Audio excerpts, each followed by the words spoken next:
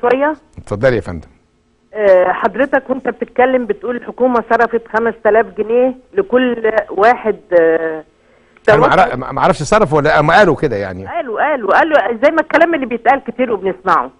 عشان ان احنا بلدنا فقيره، لكن بلدنا مش فقيره للموكب اللي راح مع قنديل لغزه بالعربيات اللي اتصورت ونزلت. دي تكلفتها قد ايه؟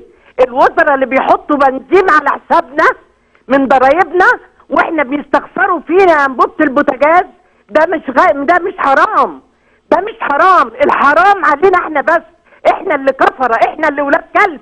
بس الشعب المصري كل ما واحد فيهم يتكلم يقول لك ما انتوا صبرتوا 30 سنه. صبرنا 30 سنه وقمنا بانتفاضه.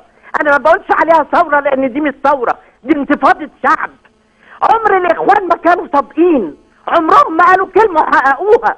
هم مصلحتهم اولا، انا وبعد الطوفان. وكل واحد فيهم يتكلم يقول لك ارث العهد الماضي. وانت لما جيت تترشح للرئاسه ما كنتش عارف ان البلد خربانه؟ ما كنتش عارف ان احنا مسروقين؟ ما كنتش عارف ان ملايين مننا بيناموا من غير عشاء؟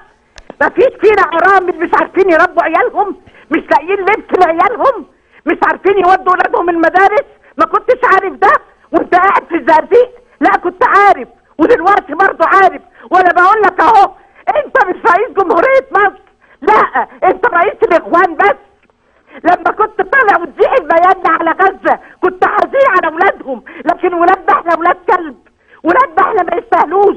الراجل اللي ولاده 4 من ولاده ماتوا، انا لغايه دلوقتي مش قادر اصدق انه مستعمل الاستعمال ده كله. حرام عليهم، حرام عليهم، حرام عليهم.